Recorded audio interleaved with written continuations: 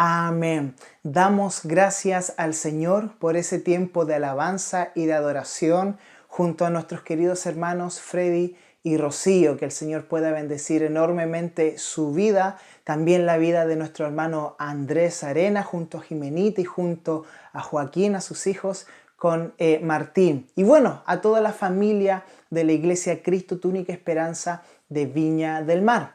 Hoy me toca compartir la palabra a esta hora de la tarde y quiero que me pueda acompañar a Isaías capítulo 6. Vamos a leer desde el versículo 1 hasta el verso 7. Así es, hasta el versículo 7. Si Dios no dispone otra cosa, lo vamos a ver expositivamente verso por verso. Pero antes de darle inicio a la lectura de su palabra, quiero hacerle una pregunta a usted que me está viendo ahí desde su celular, desde la televisión, donde quiera que pueda estar viendo. ¿Cuál es el momento más importante en la vida del creyente? Yo sé que se nos vienen bastantes momentos a nuestra memoria. Quizás usted está pensando en el día que usted se bautizó. Puede ser el día en que usted se casó por la iglesia, puede ser el día en que usted presentó sus hijos al Señor, o quizás la primera vez que predicó. Bueno, sin duda alguna la vida del creyente tiene muchos momentos memorables. Ahí está la palabra, memorables. Pero lo que marca un antes y un después en la vida de todo verdadero creyente es cuando tiene un encuentro con la presencia y la santidad del Señor. Ese sin duda es el momento más extraordinario, el momento más elevado en la vida del creyente, cuando nos encontramos cara a cara con la santidad y con la presencia del Dios Todopoderoso. Y precisamente eso es lo que nos relata el libro de Isaías. Isaías escribe de él mismo. Y mire lo que dice Isaías capítulo 6, verso 1 en adelante. En el año que murió el rey Usías, vi yo al Señor sentado sobre un trono alto y sublime, y sus faldas llenaban el templo. Por encima de él habían serafines, cada uno tenía 6 alas. Con 2 cubrían sus rostros, con 2 cubrían sus pies, y con 2 volaban. Y el uno al otro daban voces, diciendo: Santo, Santo, Santo, Jehová de los ejércitos, toda la tierra está llena de su gloria. Y los quiciales de las puertas se estremecieron con la voz del que clamaba, y la casa se llenó de humo.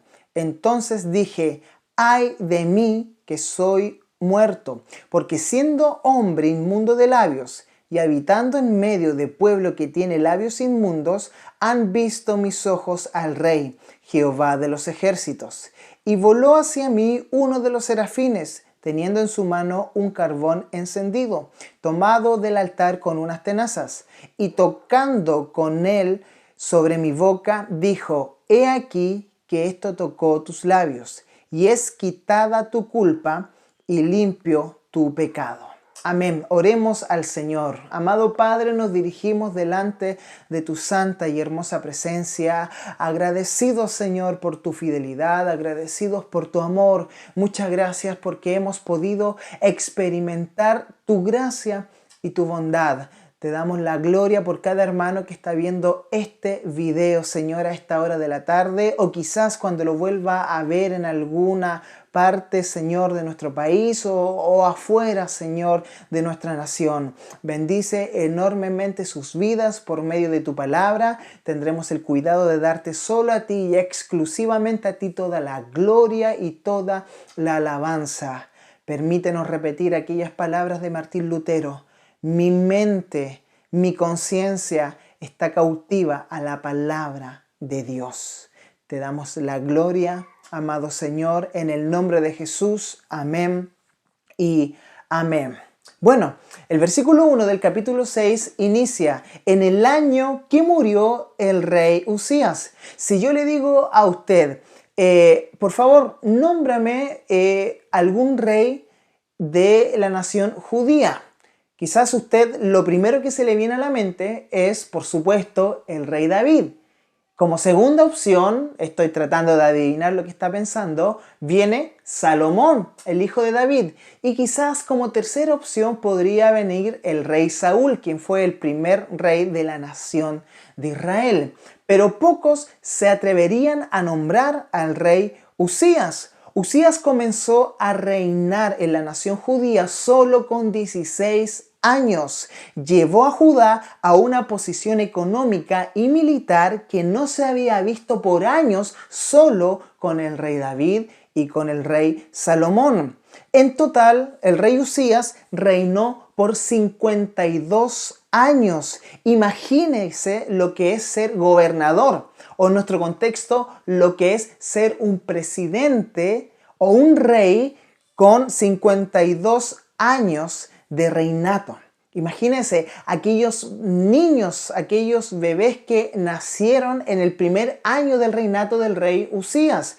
Luego crecieron, se casaron y seguía siendo Usías el rey. Posteriormente tuvieron hijos y seguía siendo Usías el rey. Quizás hasta tuvieron nietos a los 52 años. Lo más probable en un contexto judío era que ellos ya tenían bastantes nietos a esa edad. Y adivine, el rey Usías seguía siendo el rey. O sea que no fue un gobernador, no fue un rey que no se notara su legado o su importancia, sino que todo lo contrario, fue un rey muy querido, fue un rey muy amado y fue uno de los 5, por lo menos, reyes más importantes de toda la historia de Judá.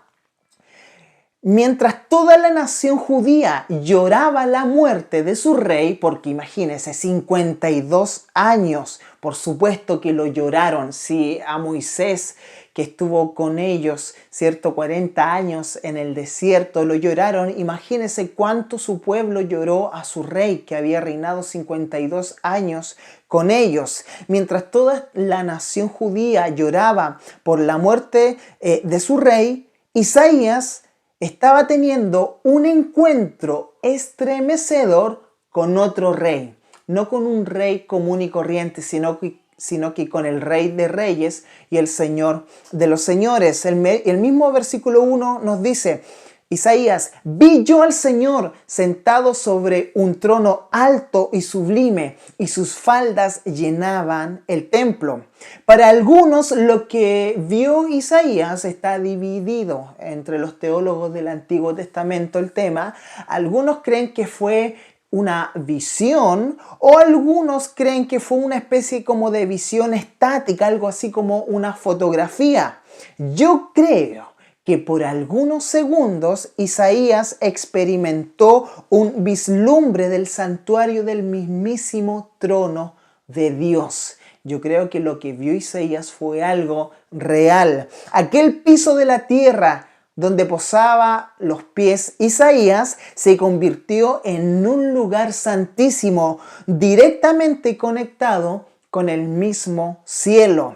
Dios se le aparece a Isaías sentado en un trono alto y sublime. Aquel trono alto y sublime significa que nuestro Señor trasciende y domina los otros tronos y gobiernos de la tierra. El único trono, el único sillón donde alguien se sienta a gobernar, que es alto y sublime, es el trono del Hijo de Dios. Aquel trono alto y sublime nos grafica, en otras palabras, iglesia, la soberanía de Dios. Dios sigue siendo soberano mientras esté el COVID-19 atacando el mundo. Dios sigue siendo soberano aun cuando hay muertes, aun cuando hay persecución de su misma iglesia en algunos países. Él sigue siendo soberano. El trono de la nación judía había quedado vacío, por la muerte del rey Usías. Pero al mismo tiempo, Isaías ve otro trono que jamás queda vacío, que siempre está ocupado, porque ahí está sentado el Dios Todopoderoso. Pasemos al versículo 2. Dice Isaías: por encima de él había serafines Cada uno tenía 6 alas. Esta es la única referencia en toda la Biblia sobre los serafines, que significa en el lenguaje hebreo lo que más se asemeja es un hombre, una entidad, pero en llamas. Su apariencia física es bastante extraña. El relato del rey Isaías nos dice que tienen 6 alas. Bueno, para nosotros es algo extraño, pero estas criaturas han sido creadas por Dios mismo. Por ende, no les sobran alas ni les falta ninguna ala. El versículo 2 nos dice: con 2 cubrían sus rostros, con 2 cubrían sus pies y con las otras 2 alas volaban. Estos seres angelicales están diseñados por Dios para estar todo el tiempo alrededor de este trono alto y sublime. Ellos no están diseñados para ninguna otra actividad. Por favor, medite en esto, piense en esto.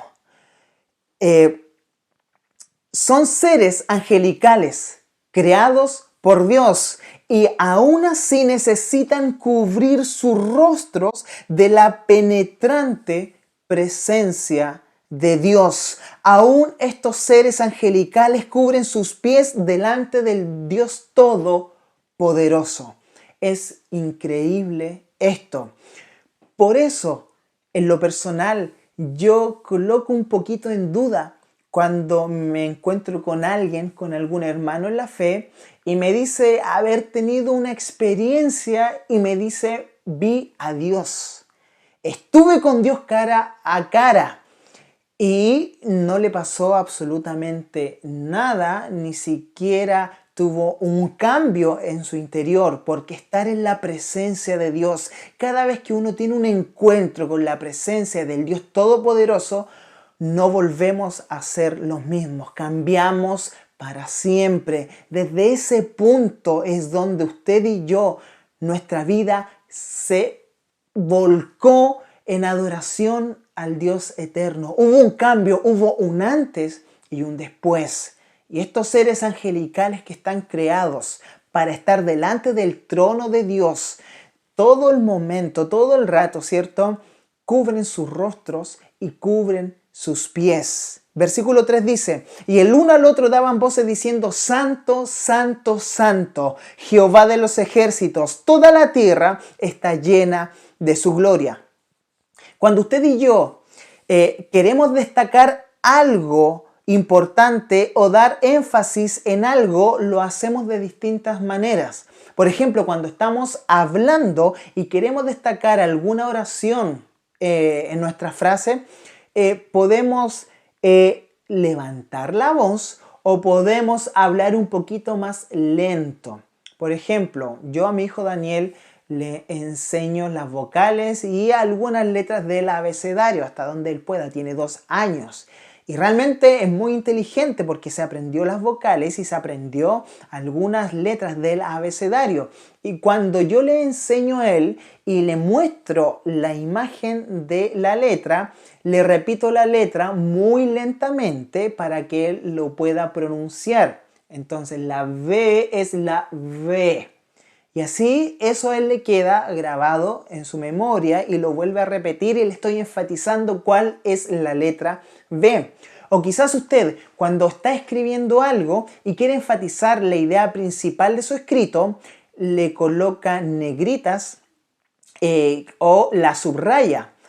O cuando usted está leyendo algo y hay algo que impacta su vida, está leyendo un versículo que realmente le ha sido de mucha bendición, usted saca un lápiz y subraya aquel contenido porque quiere enfatizar algo. Bueno, los judíos no utilizaban ninguno de esos medios para poder enfatizar algo. Se los expliqué para que usted entienda el contexto.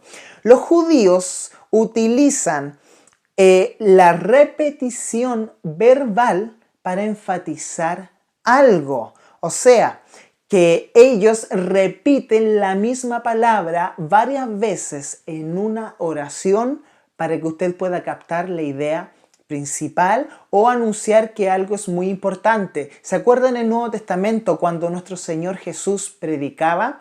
él iniciaba sus oraciones y decía, de cierto os digo. O quizás en un lenguaje más actual, en verdad os digo, y anunciaba algo. Ese en verdad os digo es porque él iba a decir algo muy importante a sus discípulos. Entonces él quería llamar la atención. Amados hermanos, solo hay un atributo de Dios que se eleva al tercer nivel de repetición verbal en nuestras Biblias, que Dios es santo, santo, santo. La Biblia nos dice que Dios es amor, pero en ninguna parte usted va a encontrar que Dios es amor, amor, amor. La Biblia nos dice que Dios es bueno, que Dios es fiel, pero no dice que Dios es bueno, bueno, bueno o fiel, fiel, fiel, sino que Dios es santo, santo, santo. Ojo con ese detalle.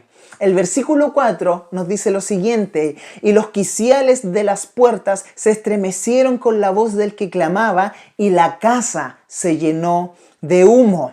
Si los quiciales de las puertas, que son cosas inertes, inanimadas, ¿cierto?, que no poseen vida, se estremecieron y cobraron vida al escuchar la declaración de los serafines, hermanos, ¿cuánto más nosotros que somos de carne y hueso deberíamos estremecernos cuando estamos delante de la presencia de Dios?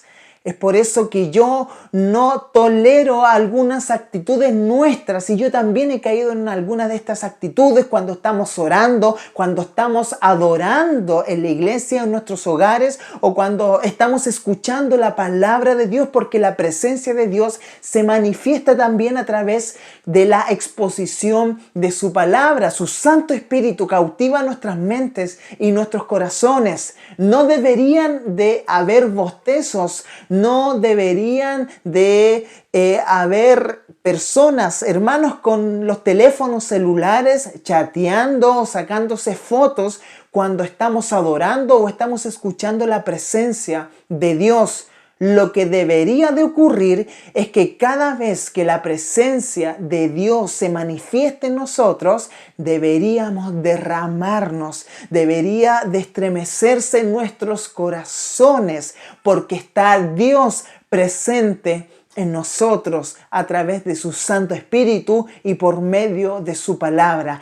En este momento donde quieras que tú estás viendo este video, esta transmisión, está la presencia de Dios presente, no por mi causa, no porque está Gustavo Chaparro predicándote, por supuesto que no, sino porque la presencia de Dios se manifiesta a través de su Espíritu Santo, porque está siendo expuesta la palabra de Dios. Dios sigue hablando. Dios no es que haya callado, sino que Dios sigue hablando y nos habla todos los días por medio de su palabra. Y eso tiene que provocar una reacción en nosotros. ¿Cuál fue la reacción de Isaías al momento de escuchar este cántico angelical? Versículo 5. Entonces dije, Isaías dijo lo siguiente: ¡ay de mí que soy muerto! ¡Qué extraña reacción! ¿Por qué Isaías reacciona de esta manera? Isaías en ningún momento le pide un autógrafo a Dios. Isaías en ningún momento saca su celular, como ocurre muchas veces, ¿cierto?, en nuestra sociedad, para poder grabar lo que está ocurriendo en el trono de Dios. No, el registro bíblico de cada mortal, de cada hombre, con la presencia misma y la santidad de Dios es sencillamente escalofriante y estremecedora. Vaya a Habacuc capítulo 1, versículo 2. Lo voy a leer en la NBI. Dice lo siguiente Habacuc, haciéndole, Habacuc, unas preguntas a Dios. ¿Hasta cuándo, Señor, he de pedirte ayuda sin que tú me escuches? ¿Hasta cuándo he de quejarme de la violencia sin que tú nos salves? Sáltese al versículo 13, por favor. Mire el lenguaje hasta sarcástico que está ocupando Habacuc para dirigirse al Todopoderoso. ¿Son tan puros tus ojos que no ven que no pueden ver el mal? ¿No te es posible contemplar el sufrimiento? ¿Por qué entonces toleras a los tiranos? ¿Por qué guardas silencio mientras los impíos se tragan a los justos? Esta es la experiencia de Habacuc después de experimentar la presencia de Dios, la santidad de Dios y la respuesta de Dios. Notamos a un profeta bastante valiente, un poquito atrevido, me atrevería a decir, pero mire luego que Dios responde y le habla. Fíjese el cambio de actitud que él tiene y nos describe esto en Habacuc capítulo 3, versículo 16. Al oírlo, dice el profeta, se estremecieron mis entrañas. A su voz me temblaron los labios. La carcoma me caló los huesos y se me aflojaron las piernas. Hay una gran diferencia en este Habacuc antes de enfrentarse a la santidad de Dios y del Habacuc después de enfrentarse a la santidad de Dios. Veamos qué ocurre con Job. Job, un hombre puro, un hombre íntegro. Job capítulo 40, versículo del 1 al 4. El Señor dijo también a Job, ¿corregirá al Todopoderoso quien contra él contiende? Que le responda, fíjese Dios, que le responda a Dios quien se atreve a él, que le responda a Dios quien se atreve a acusarlo. Versículo 3, veamos la respuesta de Job a esta actitud que Dios tiene con él. Entonces Job le respondió, ¿qué puedo responderte si soy tan indigno? Me tapo la boca con la mano. En otras palabras, lo único que pudo hacer Job al experimentar la presencia de Dios fue esto: taparse la boca. ¿Qué ocurre en el Nuevo Testamento? Tenemos el ejemplo del apóstol Pedro, un hombre osado, un hombre atrevido. Lucas capítulo 5, verso 8.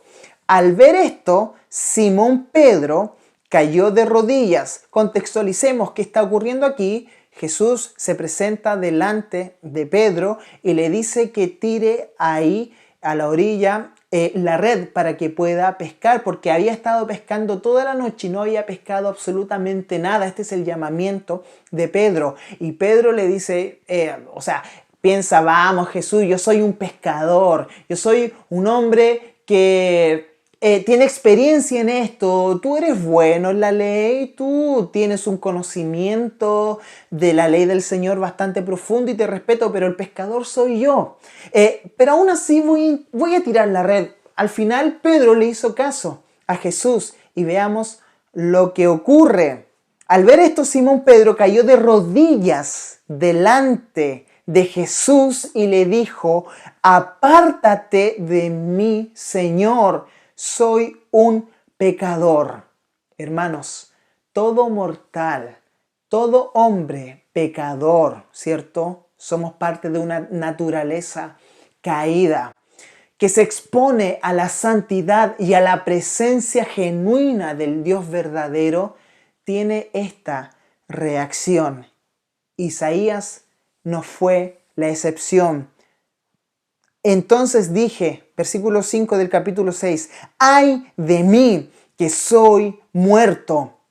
Cuando Isaías enfrenta la presencia de Dios, él descubre por primera vez quién es Dios. Lo mismo le ocurre a Job, lo mismo le ocurre a Habacuc y a Pedro. De hecho, Job dice, Señor, de oídas te había oído, mas ahora mis ojos te ven. Y cuando Isaías, y cuando Habacuc, y cuando Pedro, y cuando usted y yo descubrimos quién es Dios, por primera vez descubrimos quiénes somos nosotros y nos encontramos con nuestra realidad pecaminosa. Nos damos cuenta que somos pecadores y que necesitamos a un Salvador. Nos damos cuenta que no podemos ser salvos por nuestros propios medios. Nos damos cuenta que estamos experimentando algo que nunca antes habíamos experimentado.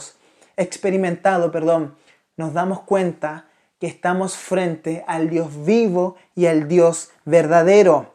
Versículo 5, Isaías continúa diciendo y dice, porque siendo hombre inmundo de labios y habitando en medio de pueblo que tiene labios inmundos, han visto mis ojos al Rey, Jehová de los ejércitos. Fíjese, inmundo de labios. ¿Por qué Isaías destaca esto, inmundo de labios? Bueno, nosotros muy pocas veces nos damos cuenta de la importancia que tienen nuestras palabras. De hecho, Jesús en Mateo capítulo 12 nos dice lo siguiente, pero yo les digo que en el día del juicio todos tendrán que dar cuentas de toda palabra ociosa que hayan pronunciado, porque por tus palabras se te absolverá y por tus palabras se te condenará. Por nuestra boca, hermanos, quizás es por donde más pecamos. Recuerde la reacción de Job. Él se tapó la boca porque había pecado ante el cuestionamiento que él había hecho al Dios eterno. Ahora, hermanos, ¿cuál es la respuesta de Dios a la reacción de Isaías? Vimos cuál es la reacción de Isaías, ¿cierto? Ahora vemos cuál es la respuesta de Dios a esta reacción. Algunos pueden pensar que Dios le dijo, pero Isaías, tranquilo, no reacciones así, no te asustes demasiado, si tampoco es para tanto. Yo soy un Dios relax, así que tranquilo, voy a hacer como que nada ha ocurrido. O algunos se van al otro extremo y algunos piensan que Dios le dijo a Isaías, así te quería ver, insecto, rata inmunda, gusano que te arrastras, ahora sentirás toda la ira mía. No, esa no fue tampoco la respuesta de Dios. Isaías capítulo 6, versículo 7 dice, y tocando con él sobre mi boca, dijo, he aquí que esto tocó tus labios. Fíjese por favor, y es quitada tu culpa y limpio tu pecado. Quizás usted dirá, Pastor Gustavo, yo nunca he tenido un encuentro como lo tuvo el profeta Isaías, y yo tampoco, hermanos. Nunca he visto un serafín, nunca he visto ni siquiera un ángel, ni menos he visto el trono alto y sublime del Dios eterno. Pero sí he tenido un encuentro con Cristo. Tú has tenido un encuentro con la cruz y con el crucificado. Si hemos tenido, hermanos, un encuentro con Cristo, es porque hemos tenido también un encuentro con el Dios eterno, porque Él es la puerta hacia el Padre. Si usted atraviesa esta puerta que es Cristo, no perecerá jamás, no morirá jamás. Y el carbón que tocó los labios del profeta Isaías en forma aplicativa es Cristo mismo, tocando nuestra vida pecaminosa. Este carbón eterno, este carbón del cielo que descendió a la cruz del Calvario por amor a nosotros, nos dice, es quitada tu culpa y limpio tu pecado. Qué gloriosa experiencia la que podemos tener con el Cristo crucificado, cuando se nos ha perdonado de nuestras maldades, cuando se nos ha perdonado de nuestros pecados, podemos oír la voz del Padre decir, es quitada tu culpa. Gustavo, tus pecados han sido borrados. Y el mismo profeta Isaías dice lo siguiente ahí en Isaías capítulo 43, verso 25. Yo soy el que borro tus rebeliones por amor a mí mismo y no me acordaré de tus pecados. Qué maravillosa palabra del Señor. Tenemos que aprovechar este tiempo de pandemia, hermanos. Tenemos que aprovechar este tiempo que estamos en nuestros hogares para tener encuentros con la presencia del Señor. Es verdad, quizás usted no pueda ver, ni va a ver nunca en esta tierra, un trono alto y sublime, ni las faldas que llenen el templo, tampoco va a haber serafines, pero sí usted puede acercarse confiadamente ante el trono de la gracia y ante el trono de la misericordia por medio de Jesucristo, nuestro sumo sacerdote. El libro de Hebreos nos declara que Él es nuestro intercesor, que Él es el gran sumo sacerdote que tenemos, que Él ha muerto por nosotros en la cruz del Calvario para perdonar, y por eso podemos acercarnos confiadamente ante el trono de la gracia, ante el trono de la misericordia en el momento en que más lo necesitemos. Hermanos, disfrutemos de la presencia de Dios. Seamos responsables cuando hablemos de la presencia de Dios. Seamos responsables y seamos también respetuosos y prudentes, pero por sobre todas las cosas, seamos adictos a la presencia de Dios. Cada mañana tú tienes la oportunidad que tuvo Isaías de ir y de ver el trono de Dios, de ir a la presencia del Dios eterno. Con tu familia, hermanos, que nuestros hijos nos puedan ver en nuestros hogares, porque es necesario tener este encuentro con la presencia de Dios. Isaías nunca más volvió a ser el mismo. Pedro nunca más volvió a ser el mismo después que tuvo un encuentro con Jesucristo. No me cabe en la mente, es contraproducente poder ver a hombres de Dios en los púlpitos, hablando de Dios, orando por las personas, pero en la intimidad del hogar son el mismo demonio, hermanos. Son personas que golpean a sus esposas, que golpean y maltratan a sus hijos. No, aquellas personas no han tenido un encuentro verdadero con el Dios eterno. Si tú me dices que has tenido un encuentro con la presencia de Dios, tu vida va a dar aquellos frutos, va a haber un cambio en ti. Tiene que haber ese cambio cuando estamos delante del Dios eterno. Oremos al Señor. Padre, nos dirigimos delante del trono de la gracia y de la misericordia, agradecidos de tu amor, agradecidos de tu fidelidad. Recibe toda la alabanza y toda la adoración. Tú eres santo, santo Señor, tú eres santo. Nosotros sabemos cuál es nuestra condición, pero agradecidos estamos porque has enviado a Jesucristo para morir por nuestros pecados, para acercarnos en plena confianza delante de ti. Te pedimos que esta palabra pueda ser, Señor, y haya sido de bendición para cada hermano que la estuvo viendo, Señor, y que podamos dar frutos de esta palabra, porque tu palabra no vuelve vacía. Coloca en nosotros, Señor, tu voluntad. Coloca en nosotros, Señor, tu señorío. Te lo pedimos en el nombre de Jesús. Amén y amén. Le invito a que podamos adorar al Señor.